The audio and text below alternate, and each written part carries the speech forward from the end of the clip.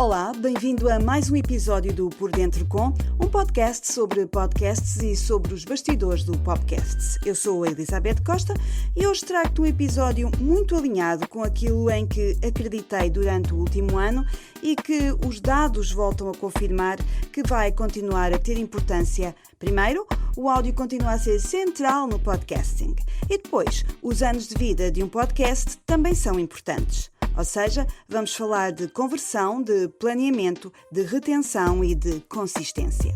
Com a Ana Xavier, do The Podcast Space, vou falar sobre como é que tu e a tua agenda de podcaster podem sobreviver aos 12 meses que aí vêm. E com o Tiago Loureiro, especialista em SEO e redes sociais, vais ficar a saber como prender a atenção do teu ouvinte nos primeiros 30 segundos de cada episódio. Vamos a isso? Há um tema ao qual eu volto muitas vezes e volto porque continuo a acreditar nele: o áudio. Nos últimos tempos, criou-se quase a ideia de que o vídeo é sempre melhor, que um podcast só cresce a sério se estiver no YouTube, que as visualizações contam mais que os downloads. Mas os dados começam a contrariar esta narrativa. Um estudo recente das agências Oxford Road e Podscribe analisou mais de 1000 campanhas de 100 marcas diferentes e chegou a uma conclusão muito clara. Anúncios em podcasts de vídeo têm um desempenho significativamente inferior ao áudio, quando o objetivo é gerar conversões. Em média, as impressões no YouTube são entre 18% a 25% menos eficazes do que os downloads de podcasts em áudio para levar as pessoas a comprar. E segundo estas estatísticas, marcas que investem demasiado em podcasts no YouTube podem estar a perder até $250 mil em valor de conversão por cada milhão investido. Um quarto do investimento. O estudo não diz que o vídeo não tem valor. Tem! Dá escala, traz novas audiências, oferece visibilidade adicional, mas deixa um aviso muito claro. Vídeo não é automaticamente superior. E tratar visualizações e downloads como se fossem a mesma coisa é um erro de planeamento. A diferença está no comportamento.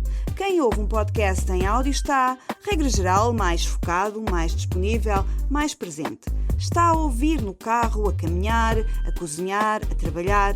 O áudio entra, cria relação e fica. E é por isso que eu continuo a preferir o áudio. Não por nostalgia da rádio, mas porque ele continua a provar, com dados, que funciona. Olhando para 2026, tudo indica que vai continuar a valer a pena apostar no áudio, como formato principal, como espaço de confiança, como meio onde a atenção não se mede em segundos, mas em relação. O vídeo pode complementar, pode ampliar, mas o áudio continua a converter. E isso, para quem cria e para quem investe, não é um detalhe, é o essencial. Estamos mesmo a chegar ao fim de 2025 e por isso pedi à Ana Xavier que falasse comigo sobre a importância de planear o novo ano que aí vem. Temos mesmo de criar um cronograma afinado para conseguir melhores resultados em 2026? A esta altura já tenho de ter a agenda completamente organizada para conseguir enfrentar com sucesso os próximos 365 dias? Houve a conversa que se segue para dares o próximo passo. Olá, Ana. Olá, Outra vez Elizabeth. para mais um episódio, mais uma colaboração aqui com Portugal, aqui aí longe de nós, mas sempre a pensar em podcasts, que é esse o tema que nos traz aqui. Diz-me uma coisa, já estabeleceste a agenda do teu The Podcast Space para o ano 2026? Já tens tudo alinhado numa agenda em que dia vais fazer, com quem vais falar, aonde vais estar? Porque o ano passado já te empenhaste em estar em imensos sítios onde estavam a acontecer coisas importantes relacionadas com podcasts. Portanto, eu penso que este ano vais continuar nessa saga, porque o planeamento é super importante para quem faz podcast. Sim, olha, eu gosto muito de dizer que se há conferências, eu quero estar lá, porque é algo que é completamente diferente. Tu e eu trabalhamos, e todos os podcasters, por norma, trabalham de forma independente em casa, mas a magia de nos encontrarmos com outras pessoas que fazem a mesma coisa, que têm paixão por fazer as mesmas coisas, que em que aprendes, em que partilhas aquelas coisas boas, as celebrações. Quantas vezes, como podcasters, estamos a falar com a nossa família ou com os nossos amigos, dizendo, uau, tipo, recebi uma mensagem de um ouvinte, e tipo, a reação deles é de género nenhuma, de género cool, mas quando estás nestas conferências as pessoas tipo vibram contigo, não é? Portanto, sim, há muito planeamento que está a ser feito para as conferências. Aliás, já comprei o meu bilhete para o The Podcast Show em Londres, portanto, que acontece em maio. Portanto, já está, esse já está. Mas sim, já estou a começar a planear as coisas. O que eu acho que é importante para 2026, uma coisa que sabes, quando comecei a minha própria empresa em 2020, as coisas eram muito diferentes. Eu não sei quanto a ti, mas eu notei uma grande diferença de como estou a trabalhar hoje do que como trabalhava antigamente.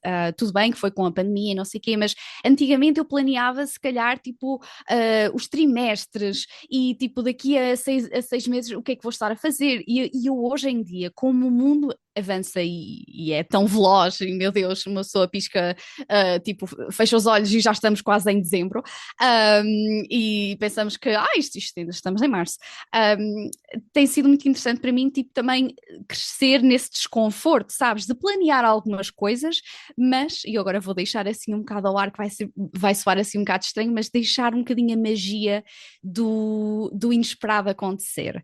Sabes que eu no outro dia apanhei-me um bocadinho numa mentira. Estava a fazer uma sessão com estudantes do IPAM aqui em Portugal e disse-lhes: se vocês estão a pensar começar um podcast, devem planear com antecedência, porque assim, eu quando começo uma temporada do meu podcast já tenho tudo pensado. E depois, quando desliguei o botão do online, pensei: ai meu Deus, tu pregaste uma partida, tu vais começar a quarta temporada e não está ainda nada, está minimamente planeado, mas é assim, não tanto quanto tu querias. Nós, podcasters, somos apanhados na voragem do tempo. Mas acho que, sabes que como o mundo é importante para mim, tipo, ok, eu sou aquela clássica pessoa que é de género, quando estava na escola, eu fazia tudo direitinho, eu queria os cinco, eu queria todas aquelas coisas e, tipo, dei uma estrutura e eu quero fazer, no entanto, havia assim um bocadinho de rebelde em mim, mas eu acho que conforme o mundo está a avançar, é preciso darmos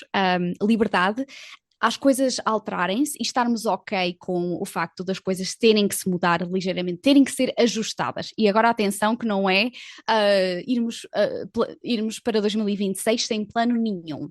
Mas eu acho que é importante, ok, quais são, se há coisas que nós temos que perguntar é, ok, qual é tipo o objetivo central do próximo ano? Algumas pessoas dizem tipo, a palavra do ano para mim é esta. Mas eu quero que quem nos está a ouvir neste momento pense assim, ok, para o próximo ano, qual é o meu objetivo em geral? É experimentar mais vídeos, se calhar, ou tornar mais confortável em episódios solo? E agora estou a piscar o olho à Elizabeth, porque acho que seria interessante fazer episódios solo, Elizabeth. Mas podia ser isso, ou por exemplo, fazer transmissões em direto ao vivo com os ouvintes, fazer tipo uma emissão com os ouvintes do podcast. Mas pensar assim, ok, esse é o meu objetivo do ano. E depois o que é que vai acontecer por trimestre ou a cada 6 meses? E o que é que tem que acontecer para esse objetivo ser cumprido? Mas o resto, darmos um bocadinho de liberdade, ou por exemplo, pensarmos em quem é que queremos convidar para o podcast, mas darmos um bocadinho mais de liberdade à forma como essas coisas acontecem. Porque a verdade é que vivemos num mundo completamente diferente do mundo há 5 anos, o mundo em que tu e eu fomos para a universidade ou estudamos e diziam-se assim, vocês têm que planear o ano todo, ou seja o que for, e senão vocês estão para trás. É assim, somos só nós, ou por exemplo, nós e o editor, temos que nos adaptar um bocadinho mais a essa realidade. E quem planeia para um ano, hoje em dia, é quem tem uma equipa de pelo menos 3 pessoas. Por isso, para mim, acho que é importante que deixemos assim um bocadinho essa flexibilidade. Então vamos pensar assim, Ana, vamos propor aqui um desafio. Vamos fazer com que o plano de 2026 seja, se eu tenho desejo de publicar um podcast, vou fazê-lo. Ou seja, o plano para 2026 vai ser publicar o podcast que eu tenho em mente fazer. É um bom desafio, não é? Exatamente. Vou Sim, publicar, porque assim, o ótimo é inimigo é inimigo do bom. Vamos publicar o bom, mas vamos publicar. Primeiro passo exatamente. é publicar, porque se continuamos à espera de ter tudo muito planeado e tudo muito perfeitinho, Não vai acontecer. Sim, e sabes, quando estou a trabalhar com clientes, existe muito, não sei se em Portugal já se está a fazer, mas aqui nos Estados Unidos pensamos muito sobre como a personalidade das pessoas afeta a sua produtividade, mas também a forma como eles trabalham. E o que eu faço muito com os meus clientes é perceber se eles são pessoas que são, por exemplo, super organizadas e que gostam de estrutura. Quando estão a pensar no planeamento do podcast, basicamente têm ansiedade se as coisas não estão organizadas e planeadas. Pronto, ok, então dessa forma organizamos-nos de uma maneira específica. Mas existe muita gente, especialmente podcasters, que são criativos e que têm 1001 ideias e depois nos esquecemos das 1000 ideias que fizemos. Portanto, acho que é importante conhecermos a nós próprios e pensarmos assim, ok, o que é que eu tenho tendência a fazer? É deixar para a última? Ok, então como é que eu posso começar a planear este ano para que seja um bocadinho mais organizado este ano? E estruturar, dizer assim, ok, eu vou se calhar planear já, gravar alguns episódios com convidados e depois, por exemplo, os meus solos gravo semana a semana. Ou então gravo 2 episódios de cada vez em vez de só um. Portanto, acho que se queremos criar um podcast sustentável em 2026 é compreendermos um bocadinho melhor e dizer assim, ok, o que é que me trouxe stress no ano passado? Foi porque deixei tudo para a última ou se calhar porque planeei demais e porque comecei a perder aquela alegria do podcast e digamos assim, Espontaneidade. aquele desafio, exatamente. Portanto, acho que esse é o meu desafio para quem nos esteja a ouvir neste momento, é o processo que tens hoje em dia é um processo que gostas e que te dá prazer ou que te estressa. Eu acho que esse é uma das melhores coisas para termos em atenção para o próximo ano. É a pergunta que fica para 2026 e já agora, boas entradas. Igualmente, Elizabeth, também para ti. A retenção de ouvintes decide-se logo no arranque de cada episódio. Se em 30 segundos a tua audiência não percebe o que vai ganhar, é muito provável que deixes de ouvir, porque é no início que há mais desistências. O Tiago Loureiro, o nosso especialista em SEO e redes sociais, deixa uma pop dica a este propósito. Olá, Tiago! Olá, Elizabeth. Na pop dica deste episódio falamos sobre cativar os ouvintes. A retenção, sabemos, decide-se logo no arranque do episódio. Se em 30 segundos o teu target não percebe o que vai ganhar, é muito provável que parta para o próximo. Vamos então blindar esse começo. O início é onde há mais desistências. Um gancho claro dá direção, reduz o abandono e prepara o cérebro para seguir a tua estrutura. É serviço ao ouvinte. Diz-lhe ao que vem, sem suspense desnecessário. E como é que fazemos isto? Qual é a fórmula? Ponto 1. Promessa de valor. Hoje vais aprender X para conseguires Y. Benefício específico, isto é muito importante. Ponto 2. Mapeamento rápido, ou seja, explicas o como. Em 3 passos, contexto, exemplo, checklist final. Organizamos a informação e gerimos as expectativas. Ponto 3. Prova de facto. Trouxe ao podcast quem já fez isto ou testei isto nos últimos meses. Isto confere credibilidade àquilo que vamos comunicar. E por último, expectativa de tempo. Em 15 minutos ficas pronto, tens a checklist para poderes tu também acionar. Ou seja, o ouvinte ajusta a sua atenção e sabe o que esperar. Damos uma dica extra de entrega. Escreve estes pontos antes de gravar, lê em voz alta e corta qualquer palavra que te faça tropeçar. Se formos claros e perceptíveis, é meio trabalho feito. Mas vamos dar aqui alguns exemplos concretos, começando por um exemplo mais técnico. Hoje vais aprender a gravar áudio sem eco em casa, em 3 passos, sala fofinha, microfone perto e níveis no verde. Em 10 minutos está resolvido. Outro exemplo para os podcasts de entrevista. Hoje temos connosco a Marta para nos explicar como conseguiu 10.000 seguidores em 30 dias. Vamos falar da estratégia, do plano de ação e dos maiores desafios. Daqui a sensivelmente meia hora, no fim desta conversa, também tu estarás preparado para crescer. Ou até para podcasts de storytelling. Hoje conto a história de como um podcast pequeno duplicou a audiência com 3 mudanças simples. Em 15 minutos ficas com a checklist.